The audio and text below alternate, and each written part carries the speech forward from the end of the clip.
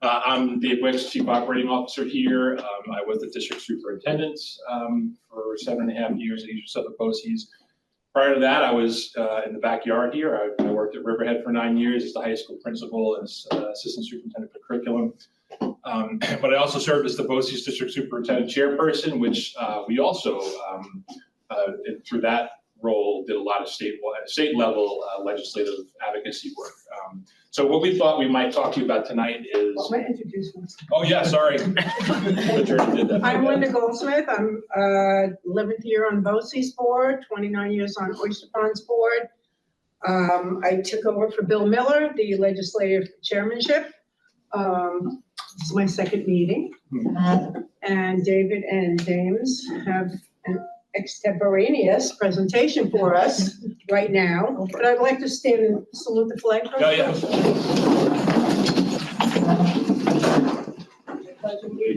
the flag of the United States of America and to the republic for which it stands, one nation, under God, indivisible, with liberty and justice for all. You see, you salute the flag. Yeah. Well, Jodi's getting settled. Thank you, David and James. You're welcome to say a few words. We will let the assembly person. Okay. I would like to, all introduce yourselves, if you don't mind. Starting with. Hi, everyone. So I'm Jashin Chugwalkis. I'm the Director of DEI here in Eastern Suffolk BOCES. Hi, Kristen Keeley, the principal at the ISOP Career Center. Elise Graziano, Assistant Principal at the ISOP Career Center. I'm Kaya Keeley. I'm your daughter. I am Edgar Shepard. I'm a second-year plumbing teacher at Bixhorn Tech. I'm Tracy Davey. I manage a New York City data collection project for the Regional Information Center here at Eastern Suffolk BOCES. I'm Maria Delaquilla. I'm the Eastern Suffolk BOCES Board Clerk. Good evening, everyone. I'm Gina Riley. I'm the Director of Special Education here at Eastern Suffolk BOCES. Willie Shang, Eastern Suffolk BOCES Trustee. And I said Career Center students make the best meals. Elizabeth Palmieri, Program Administrator for Special Education at Eastern Suffolk BOCES. I'm Paul Wimmer. I do instructional technology for special education. Justin Copus, the Superintendent Principal at Oyster Ponds. I'm Kim Letter. I'm a special education teacher at West Hampton Beach Learning Center. Jenny Lloyd, I'm the principal at West Hampton Beach Learning Center for Eastern Suffolk BOCES. I'm Kyle Watkins. I'm the principal of Sarah Middle School for Eastern Suffolk BOCES. I'm John Ricciardo. I'm a special education teacher at ISOP Academic Center. I'm Lisa Isaac. I'm a special education teacher at Bellport Academic Center. Hi, I'm Anaya Miller. I'm the skills president here at the BOCES. Hi, I'm Yvonne, and from cosmetology too, here from BOCES. Good evening, I'm Kevin Bernier, principal right here at Ward Tech for Eastern Suffolk BOCES. Back row. Hi, everyone. I'm Camila Sirico, the administrative coordinator for adult literacy. Hey, I'm Timothy Gum. I'm a GED student here. Yes. I'm Joe Alvarez. I'm a GED student also. My name is Brandon. I'm a GED student here as well. My name is Xavier Mejia. I'm a GED student. I'm Angela Ortega. I'm attending the GED here at BOCES. I'm Chad Osman. I'm the GED assistant. Millie Rios, GED instructor. Welcome to everyone. We're starting a little bit late. I'm sure you all know Jodi Giglio. Hi, everyone. How are you? I'm Jodi Giglio. I represent the 2nd Assembly District here in the state of New York, which goes from the Riverhead line all the way to Port Jeff Station, and then goes all the way south and covers all the Mauritius. So I have all of Manorville and a pretty big area. I have 150,000 constituents, and my office is very active in helping with whatever people need. Did you want to say something? I want to read your bio. Okay. You know that we've lost Jodi on the North Fork, I think on the South Fork too. The little redistrict, I guess that's the word I'm using. The gerrymandering, yes. Okay. I'm going to be politically correct. It's okay. It's okay. It's really. Yeah, we have Mr. Scavone representing us, and at some point I will have him here too. Probably should have had you both on one night. And he's a wonderful colleague of mine. We work very closely together because there's really not much that varies on the east end of Long Island. It's all really demographically hard to find an affordable place to live, number one, to find a good job that can pay the rents that people are charging. I'm sorry. That's okay. Okay. Assemblywoman Giglio was serving her third term in the New York State Assembly, representing the North Fork of Long Island, portions of Brookhaven and towns of Riverhead. Well, that's not the towns of Riverhead and South. No, I am Riverhead. Well, not Riverhead, Southhold. not South. I'm going to cross that right out. As vice chair of the Minority Conference and ranking minority member of the People with Disabilities Committee, she plays a key role in shaping policy and giving voice to vulnerable populations. She also serves on the Agricultural, Governmental Employees, Labor, Transportation, and Ways and Means Committee, where she advocates for solutions that strengthen communities across New York. Throughout her career, Jodi has been guided by a commitment to public service and accountability. She works to ease the burdens on families, businesses, and governments by promoting responsible spending, supporting economic growth, and advancing policies that reflect the values of her district. Her focus is on delivering results that improve the everyday lives of her constituents. Her efforts extend to public safety, seniors, veterans, and she has advanced initiatives to protect residents and expand essential services. She established the Mobile and Manufactured Home Task Force to safeguard the rights of senior residents and continues to work for stronger support systems for veterans and individuals in need of critical care. She has been a strong advocate for preserving Long Island's environment, farmland, and waterways. She helped protect more than 2,000 acres of farmland and 200 acres of open space, and championed clean water initiatives, climate resiliency programs, and natural resources central to our economy and our way of life. Before her election to the Assembly, Jodi served as Riverhead Town Councilwoman for 10 years, where she introduced reforms that modernized town operations, saved taxpayers millions of dollars, and secured funding for infrastructure improvements. With a background as both a union member of Local 138 of the International Union of Operating Engineers and a successful small business owner, she brings a practical perspective that bridges public service and private enterprise. As a resident of Bating Hollow for more than 20 years and mother of 3, she remains deeply connected to our community. She represents the 2nd District with humility, honor, and dedication to serving the people of New York. Some of you who, if you've been to the Longwood Breakfast, she's always a guest there. She's always on the panel. She's always asked questions, and she's always got an answer for them. So I am going to turn it over to you, and thank you again for coming in on this freezing ice cold night. Thank you. Yeah, and I have a little bit of a bug in my throat because it's been a very busy couple of weeks, as you know, with the holiday seasons and different events and venues that you go to. So anyway, thank you for inviting me to BOCES family, the staff, the community members, and the students. It's really an honor to be here with you tonight. And BOCES is such a very important program. My name is Jodi Giglio. Again, I represent the 2nd Assembly District. I was a private business owner since 1997. I owned my own construction company. I built thousands of houses. I worked my butt off and I saved my money to buy property. And the government tried to take my property away from me. And they did a very good job, brought me to my knees. And I thought that we were going to lose everything. And I had 3 young kids, a 3-year-old and twins that were 2, when I owned 146 acres in Quogue with my partners. And we paid a lot of money for that property. And the minute we filed an application, they put us in a moratorium for 2.5 years where they wouldn't look at our application. And they raised our property taxes from $80,000 to $400,000, which forced us to sell pretty much everything that we owned.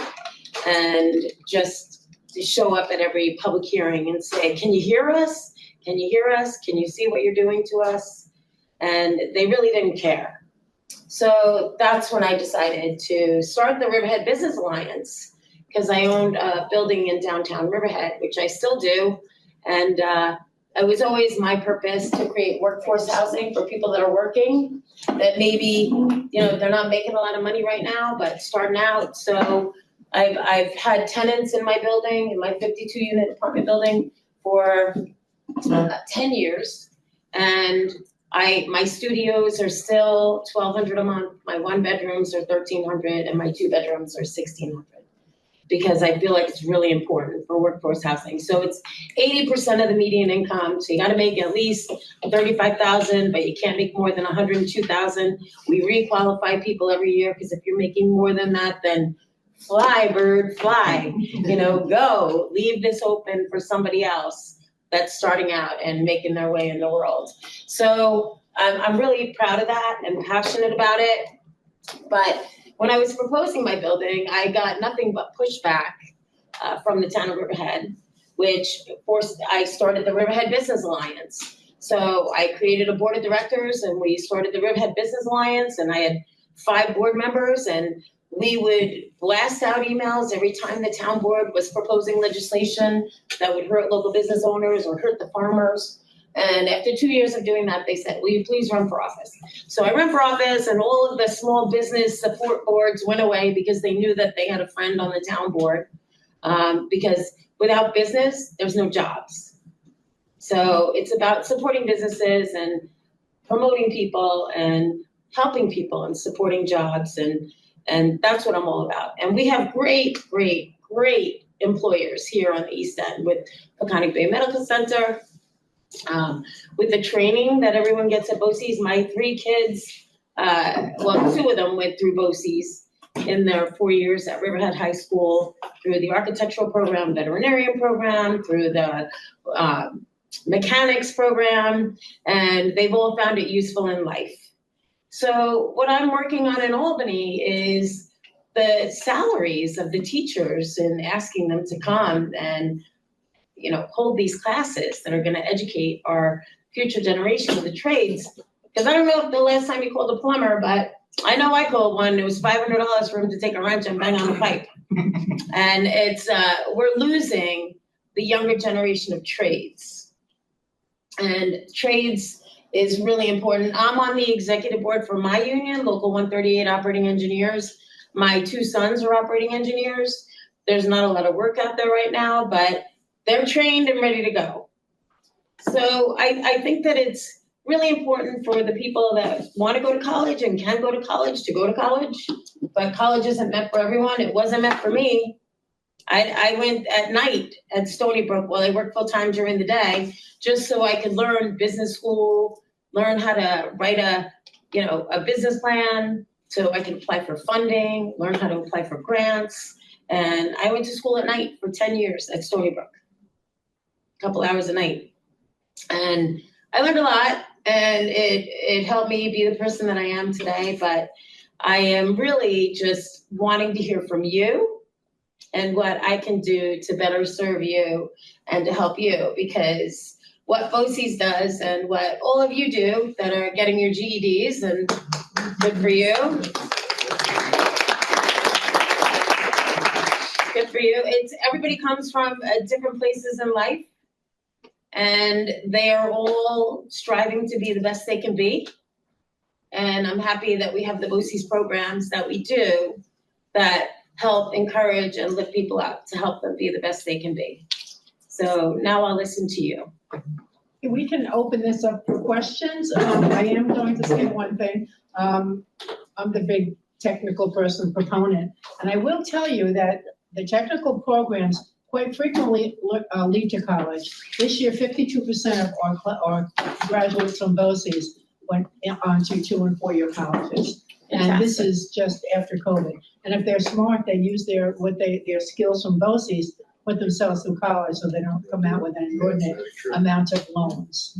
So, I'm like, I don't have the pom-poms tonight, but I'm the big cheerleader for the tech programs. Yes, and there are a lot of opportunities where you can actually have your associate's degree before you even graduate high school and go right into your 3rd year of college.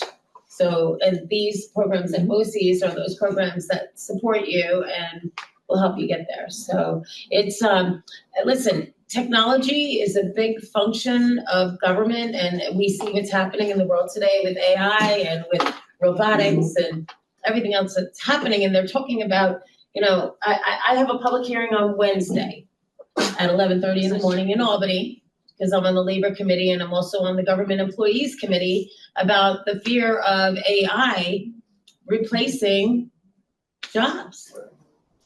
And that's what the public hearing is on Wednesday that I'll be in Albany for. And it's a fact. And you know, when we're talking about raising minimum wage and employers and businesses are saying, oh my God, I can't afford $40 an hour, which is what's being proposed as a salary in New York City right now. I can't afford $40 an hour. So you know what? Maybe I'm gonna go away. Maybe I'm gonna sell my business. Maybe I'm gonna move out of state because I can't afford that $40 an hour, plus the payroll taxes and the FICA taxes and the Social Security taxes and everything else on top of that $40 an hour.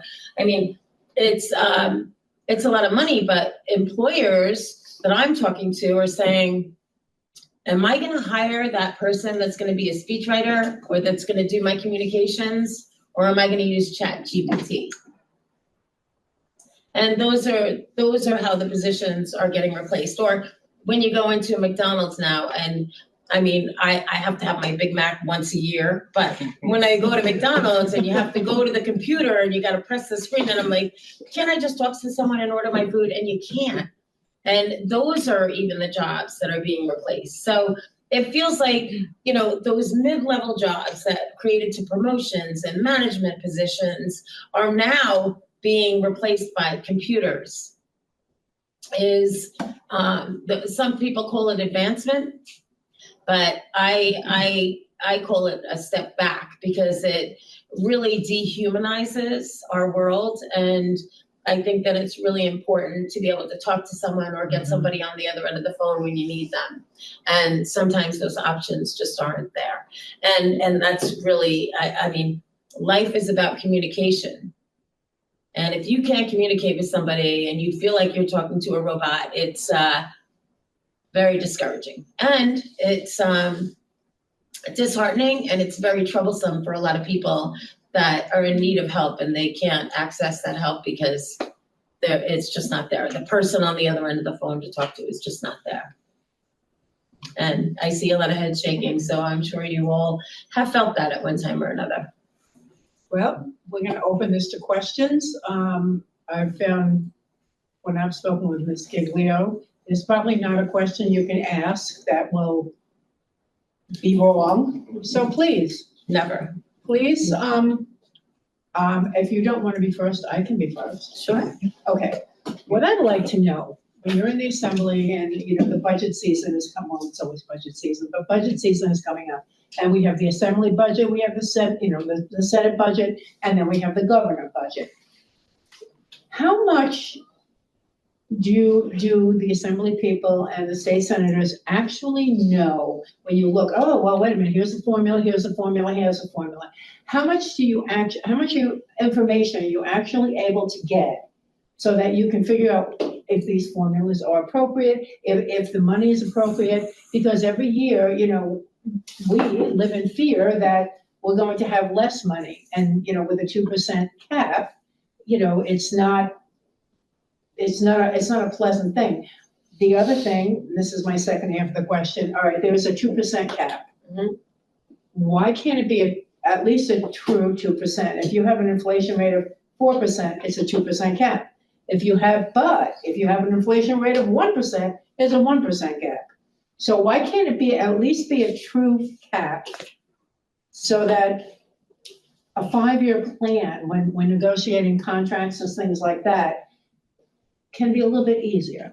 And then I'm going to shut up for a minute. So I'll tell you how the process works. The governor comes out with her executive budget. So she puts it out on the table and says, this is my spending plan. And this is what I want to spend the money on. And then her plan goes to the Assembly House, which is comprised of 150 members, and to the Senate House, which is comprised of 62 members. And they all, on the Senate side, they debate what's in the governor's executive budget, and we on the Assembly side do the same thing. We debate what's in the budget. I'm always pushing for people with disabilities, for seniors, for veterans, for our vulnerable population, and for New Yorkers that have been here forever paying taxes and that are counting on their government to help them. And I can tell you, my brother-in-law was in Maryhaven for most of his life, and I used to visit him once a week, and he was bipolar.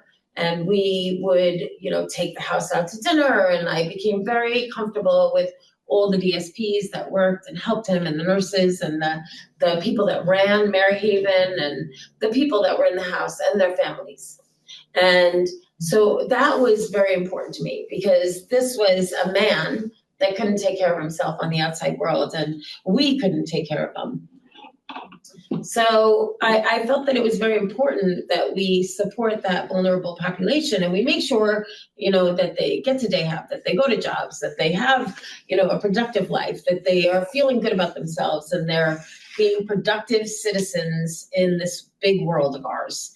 And so I'm very passionate about people with disabilities, which is why, even though I'm an operating engineer and I do heavy highway work, roads, bridges, the Long Island Expressway, all those big projects, that I'm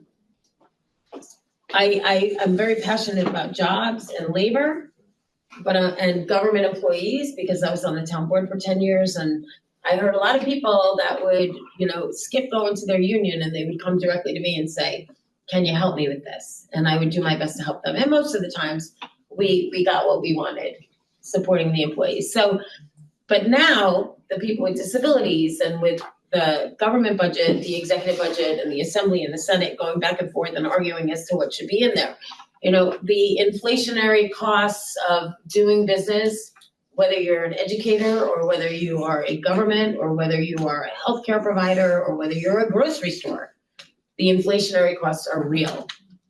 And government, in my opinion, should get out of the way and let business flourish. But there are so many unfunded mandates in order for you to be educators, and in order for you to be business owners, and in order for you to be employees. There are so many unfunded mandates. And the 2% cap, that worked for a while. Our economy was very good, and it really went south during COVID, and I'm sorry that all of you had to struggle with it, because I know that you all struggled with it a lot harder than I did, and trying to educate people, and trying to learn, and trying to be productive in society, and going to work and getting laid off, or whatever it may have been. But I agree with you in that the unfunded mandates, like the social workers in the school needed, the security at schools needed, but why is that included in the 2% cap when they have all these other inflationary costs? And the 2% cap is not even including the increase in the cost of utilities, and salaries, and cost of living for the employees that work for everybody. So I think that it worked for a while, and it was a good campaign thing for a former governor, and it really went by the wayside, because as we read in the paper every day, the 2% cap doesn't exist anymore. Everybody's breaking the cap. Riverhead did to the tune of 8% instead of 2%. So I think that there are certain exemptions based on what the government is demanding of the people that are expected to stay within this cap. And I can tell you that your representatives from BOCES and from the school districts are really very boisterous as to how difficult it is, especially when it comes to educating people with special needs. And that doesn't seem to be something that is getting any easier to do. So I agree with you in that the cap is really fictitious. And if it was based on the CPI every year, where, the CPI is 3.8 one year, and then it's 4.2 the next, and then it's 1.7, I agree with you. It should fluctuate with whatever the CPI is based on what the economy is doing. I'm sure there are more questions. So related to hiring in schools and in government in general, the further east you go, the higher the cost of living, affordable housing is a stress, and trying to retain and recruit teachers, any workers in schools, and it's related to that tier 6, right? So as we've gone through from tier 4 to tier 5 to tier 6, no one's getting into education to get rich quick, but there's always a stability there, and the idea of being taken care of in the long run. So I've heard that there might be the idea of tier 6 reform or change. What is the latest on that? We've been talking about it for 5 years, and we've had a lot of rallies, and I know that it was a big discussion at the Public Employees Conference, which was just held down in Puerto Rico, I think. I didn't go, but that was the focus of this year's agenda, is to fix tier 6. And it really is. I mean, I talk to people all the time that are saying that they are a wife or a husband and they're working just to pay the childcare and get the benefits later on in life, and because they're not making enough to even pay the childcare. And childcare is a big thing too that affects a lot of the employment world, and unfortunately the unfunded mandates on childcare facilitators and the availability of space has gotten really diluted, and so we're working on that too. We're working on childcare, we're working on fixing tier 6 to encourage people to come to work, but hiring people from out of state, from New Jersey or Connecticut or Pennsylvania, where the cost of living is much less than New York, is not the answer to fixing tier 6. And that seems to be the direction that the state has been going in the 5 years that I've been in there is, okay, we can't get nurses, so let's just have visiting nurses and have them qualify here in New York State. And they can be a nurse here even and drive into work every day in New York City rather than living here. Another thing is, construction in New York is, especially in New York City, they're proposing building 200,000 affordable housing units. But it doesn't even have to be prevailing wage. It has to be minimum wage. It's non-union, it's minimum wage, it's competing with outside states to bring in materials and bring in supplies and equipment and workers that are really not helping New Yorkers when we pay the highest taxes and the highest utilities. So tier 6, I'm tier 5. Yeah. Not that far off from tier 6, but I think that Tom DiNapoli, our controller, he's a very good friend of mine, he was at the PEC Public Employees Conference and discussed that tier 6 is definitely a need in the workforce in government. I would I don't disagree that tier 6 reform is needed. We've transitioned where folks aren't entering education for a career. And maybe we'll never get back to that point. The only thing I will share is we are finally seeing cost savings from tier 6. So any reform with tier 6, I hope there would be consideration for funding. Because again, we have that 2% cap, and the state aid increases are very limited, and that's what we're hearing to be expected for next year.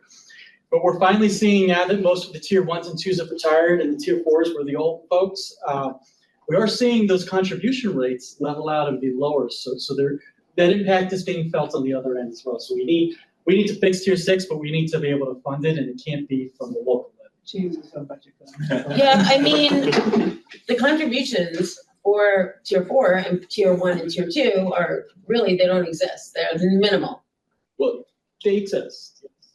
They exist, but they're very small contributions. But when they retire, their benefits are much greater than they are in tier 5 and tier 6. No, what I'm talking about is we pay percentage, as you know, per salary. Yeah. So that percentage for the teachers' retirement system is 1% actuarially determined based on the people in the system.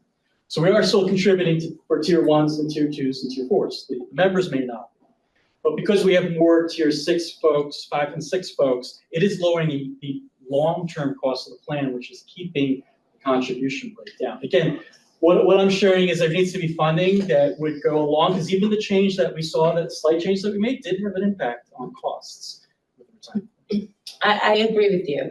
I agree with you, and I agree that the workforce is important, and rather than paying the lower salaries to bring in people from out of state to come and perform the work, we're not keeping the New York economy going. And so we need to make sure that those contributions and that the retirement program is not subsidized, but is supported.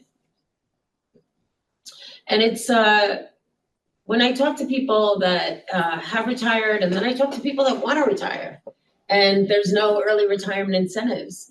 And I think that we need to really focus on early retirement incentives, because I think that will be that will be the bringing up of the tier 5 and tier 6 employees to a higher salary and a better retirement rather than just fading off and going into the private sector.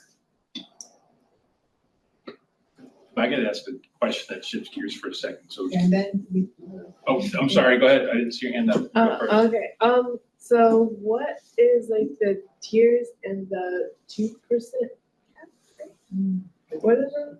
So the tiers are civil service. So if you entered into, and you could probably speak better on this than I could, because. Well, the tiers are, or when you go in, you pay a certain amount, James, you can probably help me here.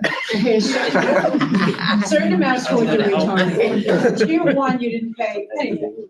And as the tiers went down, tier 4, I think you paid 3% into your retirement for 10 years. And now tier 5, I don't know what, 3% for life, which, okay, you know, maybe we can live with that. And 6 is between 3 and 6% depending on your state. Depending on your salary. So it's, in New York State, It's a savings plan, is really what it is. It's your retirement savings plan that you're paying some of and your employer is paying some of. That's what the tiers are. They just call them tiers because they've changed. Some of them are, you don't pay anything, and some of them you pay a lot. And that's what a tier is. The 2%, can I do 2% cap? The 2% cap, you look at your school budget and they say, okay, I mean, there are exceptions to the 2% cap. That was Governor Cuomo. Governor Mario Cuomo put the 2% cap in place that said that localities and school districts and governments, you cannot go higher than 2% in your increases in the levy on taxes on the people that live in the district. And so you can't go higher than 2%. It didn't matter if the, inflation went to 6% or 8% or 10%. You and your utility costs go up and everything goes up. Inflationary costs go up. You can never, healthcare is the biggest expense that you can't exceed that 2%. And the government really decides who's providing healthcare to all the government employees. They negotiate those contracts. So that's why sometimes when you're negotiating a contract for your school, say your teachers, you would like to give them more money because because they pay part of their health care and they would like to make a little more money instead of just staying here because their costs are going up. But then you look and you say, wait a second, and I'm going to be old fashioned. I know I actually mean the word, Chromebooks, but your books go up. Everything is going up, your cost of electricity, your cost of paper, your cost of everything is going up. The cartridges, everything. But you can only, and maybe your cartridge went up, it was 10%. Well, guess what? Your budget allows you to take, if your budget is, I'm going to use a simplistic thing, $1 million, you can only go up to what, 1.2 million? Is that, no, 2%. 1 million. 1 million. 20,000. 20,000. Yeah. I mean, your healthcare is going up much more than that.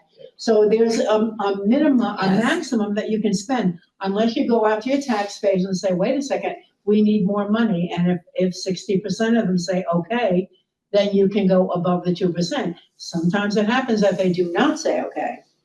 But then you're kind of stuck. Is it not true that if a school district wants to go above that 2%, then it's a public vote, right? It's a referendum in the district. If a town wants to do that, like the town of Riverhead, the town board could do that. With a town board vote, the people don't have a direct say. It's really just, schools. Whoever the voting base. The schools really, they have, for the most part, unpaid boards who craft the budgets with the superintendent. But theirs is the budget that gets knocked down. If the taxpayers are mad because their property taxes went up, they can't do much about that. So what do? They go to the school and say, well, listen, we can't pay our property tax, so we don't want the school to get any more money because we can't afford it. So it's kind of, as a board member, I always feel like, we're like at the lower end of the food chain, but we are taking care of one of the most vulnerable populations that we have, and that is our age 0 to age 18 or 21-year-old students who don't have a voice for themselves, and until they're 18, can't even vote for themselves. So we have to be really, I just, that to me is a little unconscionable, but is that helpful to you? Yeah, so the 2% is bad sometimes? Well, say your utility bill is $100 a month, and then your raise is only 2%, but your utility bill goes up 4%. It goes to $104 a year instead of $102 a year. So you're stuck at, you're only making $102 a year, but your bill went to $104 a year. So you can't go more than 102, that's all you make. So you have to cut something else, which is why, and you see on TV and locally that, your food banks are needing food. And it's not because people aren't working, it's because they're not making enough money to deal with some of this stuff. But anyway, enough of me, this is Mrs. Giglio. And what a lot of New York State does is New York State is like, all right, well, you know what? Everybody, you have to put air conditioning in your schools. Longwood School District, that's gonna cost them $40 million to put air conditioning in every classroom in their school. And it's an unfunded mandate. So that means they have to cut back on maybe AP classes, or maybe, sports, music, art. Maybe they'll say, you're not getting that new field this year. They'll say the classroom sizes have to be smaller. Means you have to make more classrooms. So it's a lot of the unfunded mandates that don't take into consideration the 2% cap that New York State is just like, and I stand up on the floor and I say, that's an unfunded mandate. How are they gonna pay for that? And it's just, they just keep piling it on you because it's a feel-good bill, because they can say, oh, all electric buses. Everybody's gonna have electric buses now. And how much is that gonna cost? Millions and millions of dollars. Yes. One district on the East End just had a study done. It'll cost them $13 million to transition to electric buses. And that's one moderate-sized school district. It's probably 10% of their budget. So the background with that is that there was a law passed a couple of years ago that requires by 2027, all new buses purchased have to be 100% electric. And then by 2032, every bus in your fleet, whether it's like Riverhead owns their own fleet or whether it's a company that provides it, has to be an electric bus. And so it's something that Assemblymember Giglio has heard from us multiple times about our concerns about how difficult that's going to be. From the ability for the power companies to even set that up and allow buses to be charged, the availability of buses, the cost of buses.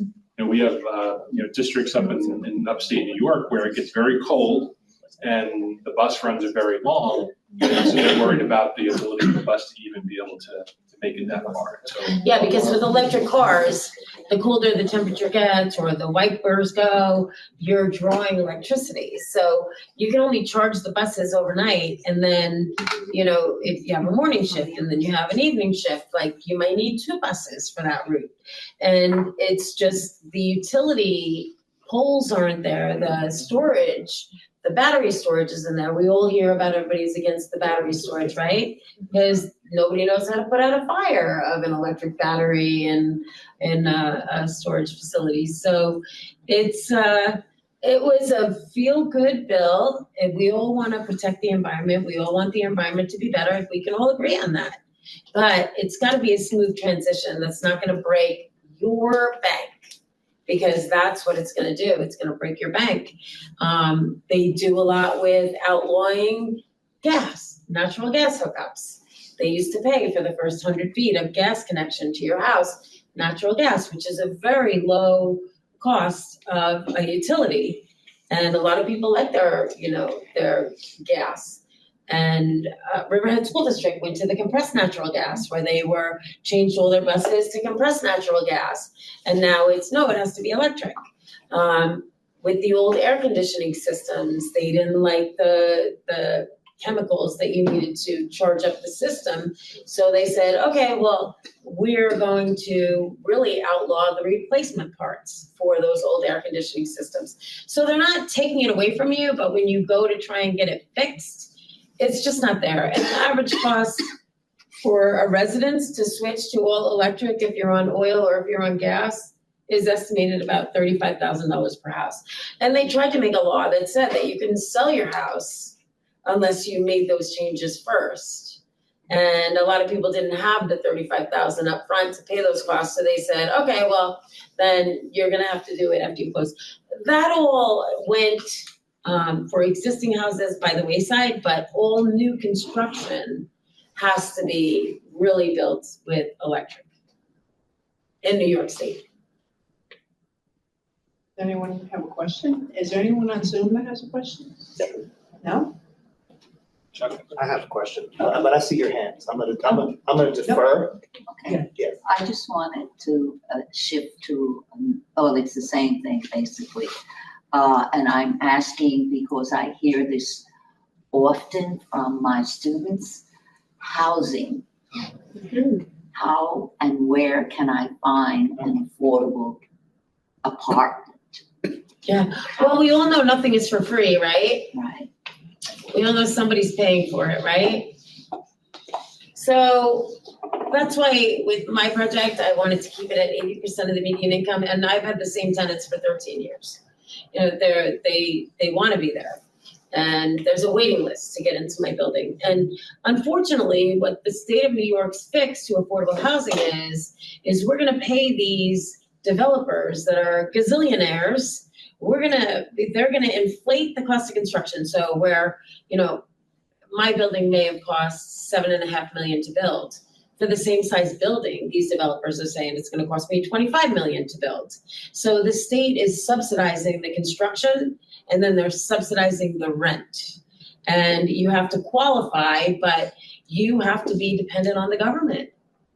You have to be there's no graduation. And I talk to my colleagues, and I'm really good friends with all my colleagues on both sides of the aisle. And I say, how do they ever graduate out of poverty to where they can actually afford to live somewhere? You're giving them, you're paying the rent or a portion of the rent. You're giving them food, you're paying their utilities, you're paying their health care, and they have to make less than $24,000 a year. How are they ever going to, they could be the best employee ever, and I'm sure a lot of you are or will be. But the minute you make $24,001, they take it all away. No housing, no food, no healthcare, no nothing.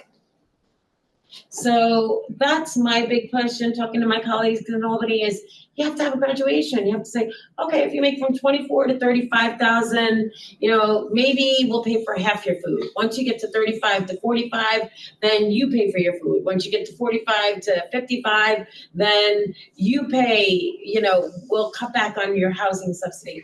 But, you know, it's not, it hasn't been that way, and it's not that way. And to me, that makes sense, because we want everybody to prosper and do better. And I hear from so many of my constituents that are like, you know what, I grew up in a house with a single mom or a single dad, and we were on government subsidies our whole lives, and that's what we were taught. And we were taught how to manipulate the system to get the most money out of the government so that we could be take care of our families. And that's what it's all about, right? How do you take care of your family? We can all agree on that. And the government shouldn't make it harder on you. They should promote you and help you. We're educating, we're helping, have these workshops, these workforce development and the trades programs and the independent living for people with disabilities. And we're trying to make people stand on their own 2 feet, but at the same time that we're giving them all these tools to be better for their families and to have nice things and go on vacations and afford a nice house and healthcare on their own. I feel like we hold people back by not giving them opportunities, because the minute they make more, I mean, I knew of a woman that lived over in the Pine, or the Hills, Calverton Hills. And she had a job at the East End Art Center, and she had 2 children with disabilities. And she cared for them, but they went to a day program, and then they took the busing away because there was gang activity and the driver didn't feel comfortable. So they took the bus away from her to get to and from work to the East End Arts Council. And they wanted to pay her more money, and she said, I can't make more than $17,000 a year, otherwise I'm not gonna get this money to take care of my kids and to pay my rent and to get my heating bills subsidized and things of that nature. So I really feel like we need to I lift people up out of poverty and not hold them down. Does anyone else have a question right now? Thank you, right? So it's a 2-part question. Okay. I wrote it down. Okay. Bear with me. All right, give me that phone. I read right off your phone. No, I'm just kidding. So in all of that been discussed so far, I hear you talking about the intersection between cost of living, wages, cost of doing business, right? Mm-hmm. Now, all of these individually are governed by very complex systems. And based on everything I'm hearing, I perceive that you would like to see simplification of some of those systems. Parts on let's say each other, right? So do you see a mechanism for simplification to some of these complex systems in order for us to get to some practical ways of addressing them? You know, New York State is a very complicated state. New York State has 20 million people that live in the state. 10 million live in New York City. Our living out here is much different than it is in the Finger Lakes. And much different than it is in New York City, where you have buses and trains and subways accessible to get to and from work and to move around. Our way of living, it's a very diverse state. So it's a complicated task, but and the wage variations for Long Island and excuse me, especially our farmers. Our farmers are producing the food that we eat. And when they were hit with the increase of minimum wage to $16 an hour and soon to be $16.50 an hour, they're like, we're gonna sell to development.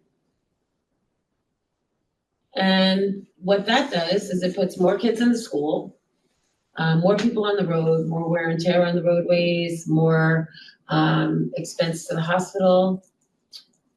And it's so trying to find the balance and trying to figure out a way to where, you know, the really half of the population lives in New York City.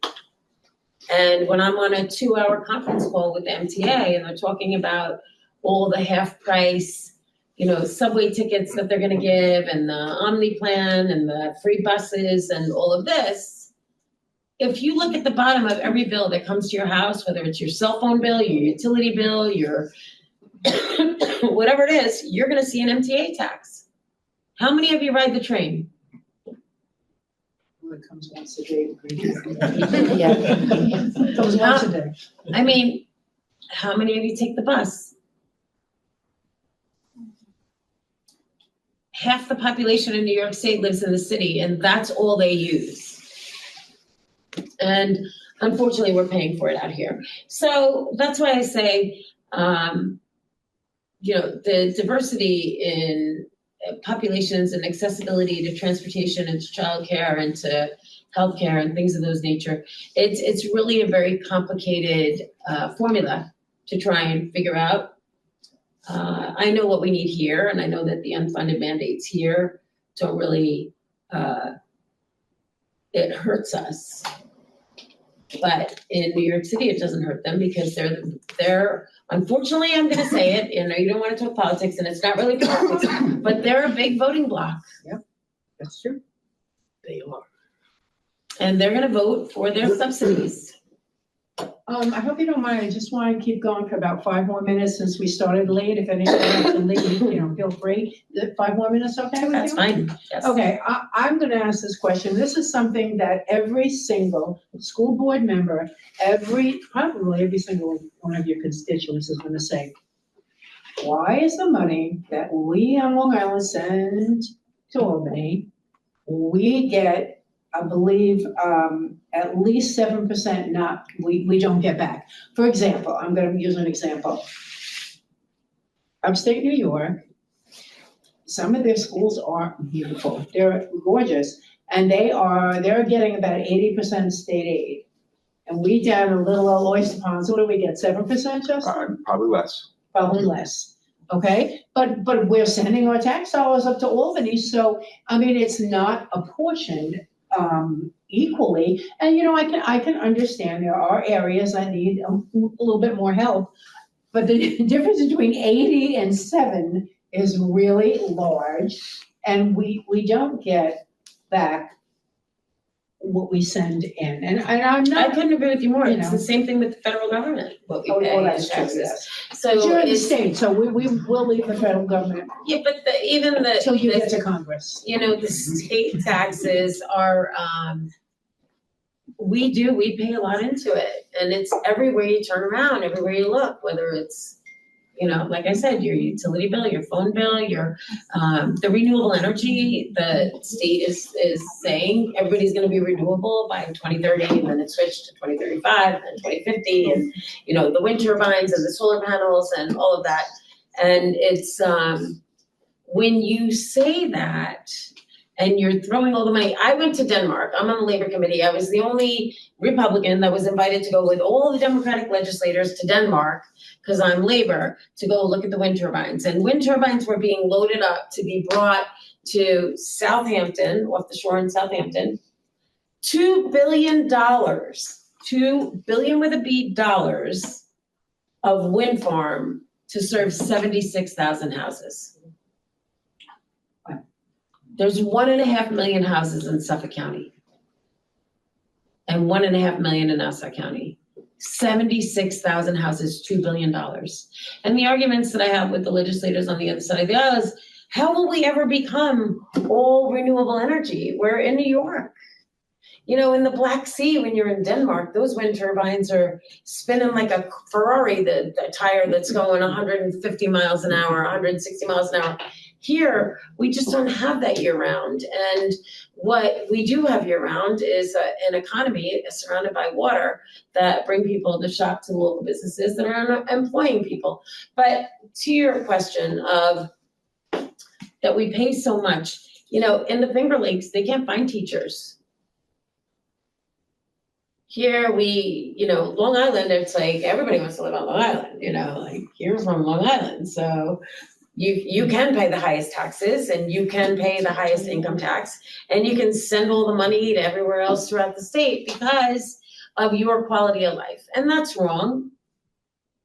It's a really bad way of looking at it because especially in a equal opportunity and, you know, equal employment state, it's really not equal because if everybody was equal, but it is really based on geographics and demographics and how those decisions are made. But I can tell you that Senator Palumbo and I were very, very, very aggressive along with the other legislators, both Democrat and Republican on Long Island, saying we need the money for our school districts because you were getting a lot less. And we fought like hell. We had rallies every day to fight to make sure that we got the money here. But it's really based on the property values, how much people can pay in taxes to keep the schools going and keep the teachers paid and employed. And you know, when I tell them that our farms here are selling for development and they're selling their farms for 100, 200,000 an acre, when they're selling for like 3,000 an acre up in, you know, up north.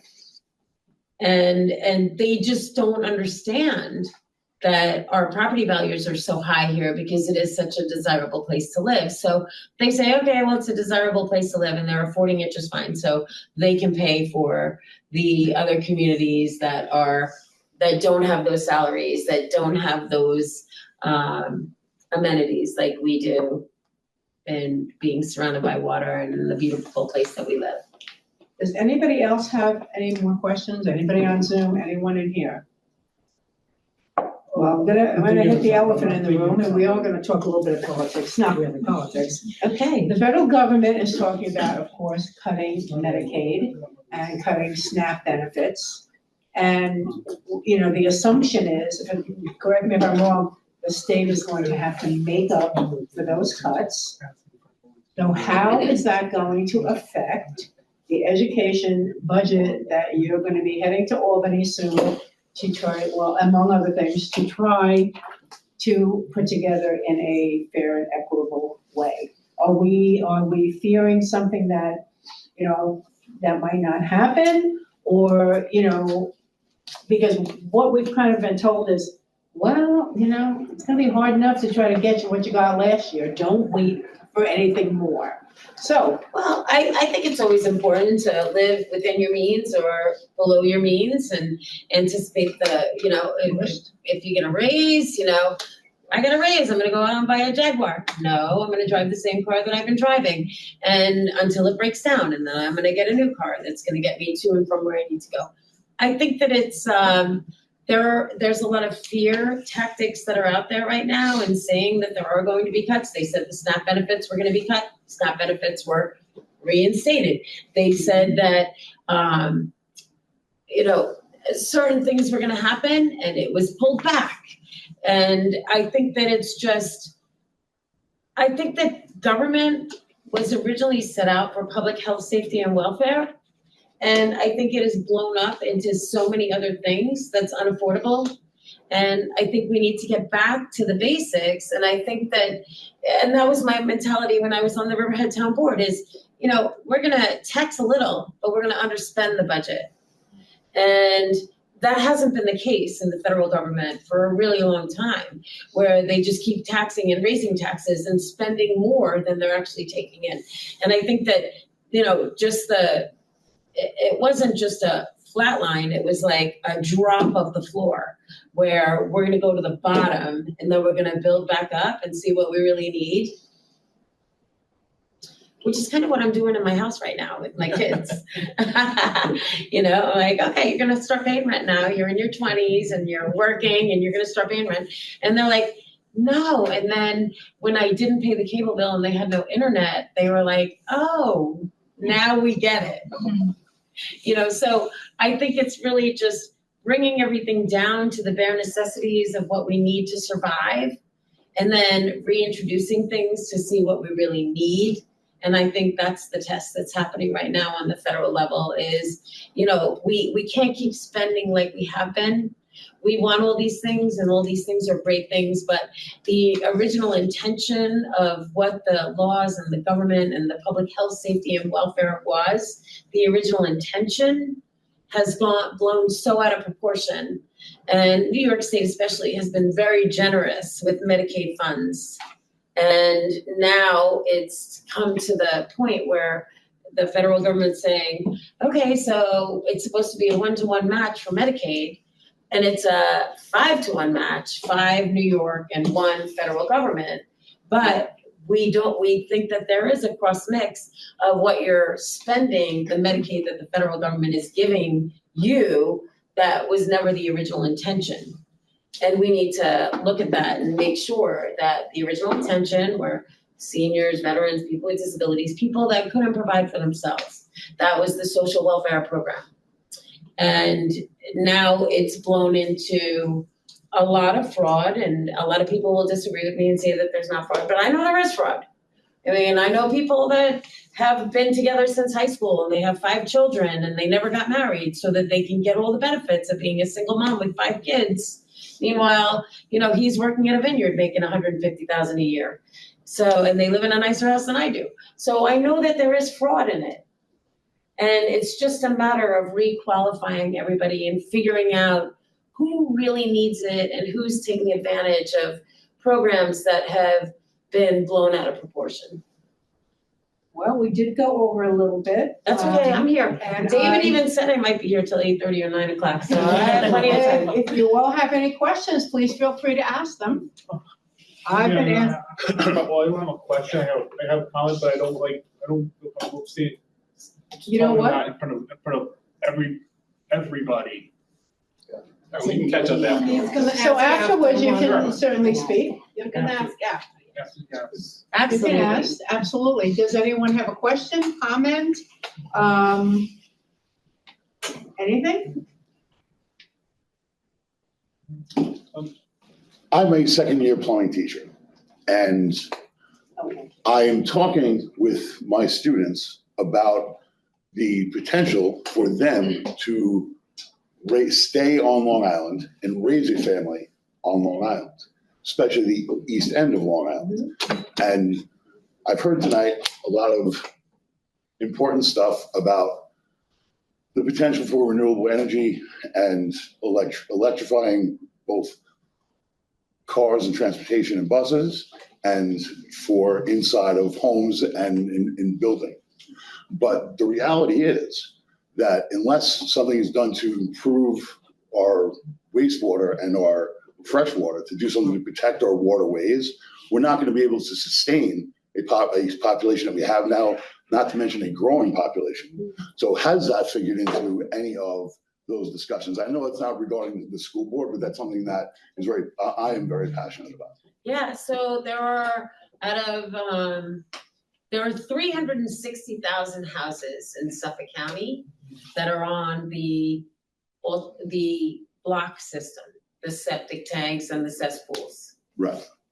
And some of them are the old block systems that are sitting in groundwater that they've never made any renovations, they've never done anything, but they're still, every time they flush the toilet or they wash the dishes, it's going into the groundwater. So one thing that I did when I was on the town board in Riverhead in 2012 was I said that if someone was coming in for a significant expansion and they were in a watershed area, that they would have to go to the Suffolk County Department of Health Services and upgrade their sanitary system. That's still the building code. Any new construction has to be connected to sewage, right? That's the county now. This was in the town of Riverhead in 2012. Okay. And then the county also in, I think it was 2021, July of 2021, they said that any major improvement to a house where you're increasing more than 50% of the assessed value of the house, that you have to convert to the IA system. Okay. Which is the alternative system, the bubbler system.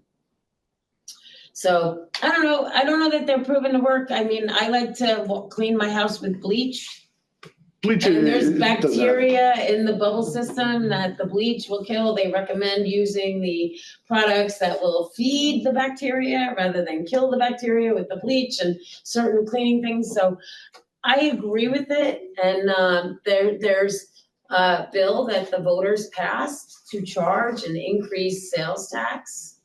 0.08% that is going to generate, I think, around $8 million a year to pay for those systems to be converted. Okay.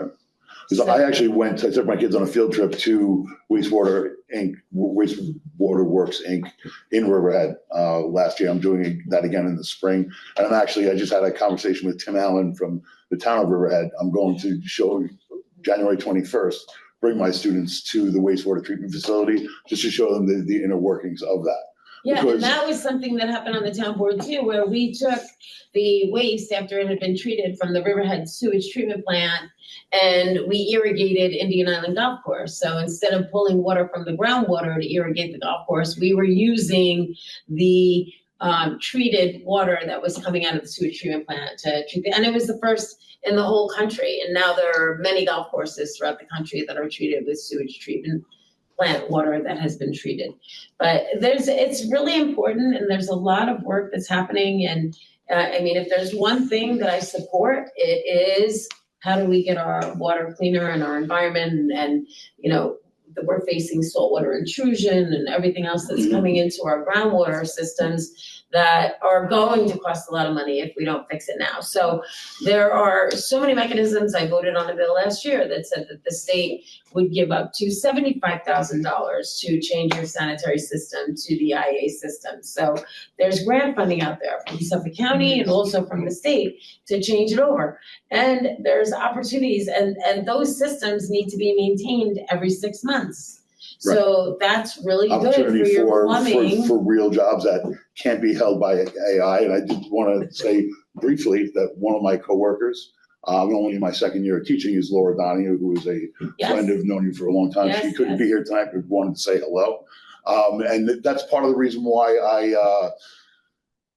I am so passionate about showing my kids that, is the promise that, if you do the right thing and you work hard, that you'll be able to support a family on Long Island, and doing what my parents did for me, and wanting to, pay that forward. Yeah. And, realistically, our water here is, the 360,000 or so homes that are on traditional septic systems. When something like that fails, the reality, what you were talking about with your friend with or person that with 5 children, yet, they have a sizable income from there, is people that have a septic system fail, they go to call somebody, under the table to come and try to, replace what they had, rather than convert to the new system, because it's going to cost them $25,000 that they don't have, whereas they can have that work done, under the table for $5,000 or $6,000 in cash. Yeah, you can't get it done for $5,000 or $6,000 in cash. The systems really cost a lot of money, but it's a good goal. And that's why I voted for the increased funding from the state to convert those sanitary systems. Right. And then also for the increase in sales tax to convert people to sewage treatment plants and get the trunk lines in and get them connected to sewage treatment plants. And then also to create the community sanitary systems, which is something that they're discussing out in Orient right now. So instead of everybody having their own sanitary system, it's just a line that goes to a cluster system, and then everything is treated that way. Much like what a school like this does. I will tell you, about 10 years ago, I had the opportunity to see one of the first new systems put in. And it was put in through a grant. And I remember I was speaking to one man, and I said, so what did you do before you did these systems? So this is something you can tell your students. He said, honestly, I was working at McDonald's. He said, and I went back to, and I can't remember what he said, he went into a year of technical school for plumbing, not in New York State. And he said, so like right now, I'm putting these systems in and I'm making $70 an hour. So there is opportunity. Yes. There is. And the checking on the systems every 6 months, which is, that's like an annual maintenance contract. Just like you have with your fuel oil company, it's an annual maintenance thing. So there is money in that. And like I said, robots can't come to your house and fix a leak under your kitchen sink, or stop a toilet from running, or fix your furnace, or fix your hot water heater. Robots can't do that. We need trades, but it seems like we've gotten so far away from teaching people how to use their hands and go out and perform this work, because it was just, everybody's got to go to college. Everybody's got to go, even our farmers are like, you have to have a better life than me. Go to college, become a lawyer, become a doctor, but I think that the trades are coming back. I mean, my son went to one semester at Suffolk and he was like, I hate school. I don't ever want to go back. And I said, well, get your butt to the training school at operating engineers. And, now he's an operating engineer, and he'll have a pension, and he'll have retirement, and, all those things are good. But, the hands-on training and work is what BOCES is the best at. And we're working on it in Suffolk Community College too. So where you may graduate from Riverhead High School or wherever with a certificate in welding, or in, auto body repair and mechanic, or plumbing, then you can go into a trade school at Suffolk Community College. And I'm working with County Executive Ed Romaine on that, and getting some of those trade programs, more of those trade programs into the schools. Because they have HVAC, they have welding, they have, certain classes, but they don't have them all. You gotta, if you're thinking of construction from A to Z, they really need to have all those trades 100%. and the education available for that. I have a quick question in relation to that. So like with these companies and corporations that, yes, like the trade schools are starting, because my brother's a barbering teacher at Big Sworn Technical Center. Oh, yeah. Know him well. It's good. And and he really gets his students involved. And there's a lot of skills that obtain in that field, more than just cutting hair. Oh my gosh. And So with these companies and corporations, are they lowering the expectations in the hiring process? Because I feel like a lot of them do require like degrees or some stronghold of experience. But if a student who may have a lot of skill in something but isn't the best in education, but works well with their hands, then they're kind of like at a disadvantage in a sense. So I don't know. I mean, my kids are apprentices. They're in their third year apprentice, so every year they get a little boost. It's just like working for anybody else. It's based on your experience and what you can do. If you have to work side by somebody, then he's not going to pay you what he's making because he has to be there too. And then he raises the price for the consumer. So it's more about getting people trained and getting them side by side with someone and, you know, watching them bloom and letting them flourish. And I'm sorry. Do we have any more questions in here? Anyone have a question? Anybody on Zoom? Okay, well, I am going to, is there anything you need to say to us? Anything you no, wanna just say? thank you for having me and Who came in on this freezing, ice cold, windy Thursday evening. I think, I didn't think so many people would be here. I am delighted. I'm delighted that you came from where, Farmingdale, at how many miles? well, I actually canceled that. I told my union that I was not going to be there to vote, but I got an excused absence so that I could be here on time. I just couldn't find a parking spot. Oh, I probably shouldn't. Well, and I parked illegally, so there's. We know. So I thank you all for coming. Our next legislative meeting is going to be in Sequoia, isn't it? Yes. Yep. It's going to be February 5th. It'll be, well, I guess we'll call him Supervisor Scott Russell or Southampton Town Administrator Scott Russell. He has an interesting. What? What? Wanna come? Administrator Scott Russell. In Southampton, village administrator. Wow. Yeah. Anyway, he has an interesting trajectory from college through the Congress, congressional aid. And so I think you'll really enjoy it. And he's looking forward to coming. And I can't really thank you all enough for coming in at this freezing, ice cold night. And if anybody would want to stay and take a picture with me, I'd love to do that because I have a very big, I do have cards Okay, with Jodi me. has cards. And we have a gentleman who likes to speak with you. But, Oh, that's so nice. yes. This says, on behalf of the Eastern Suffolk BOCES Community Legislative Committee, this is presented to Jodi Giglio in recognition of her service to the Eastern Suffolk BOCES region.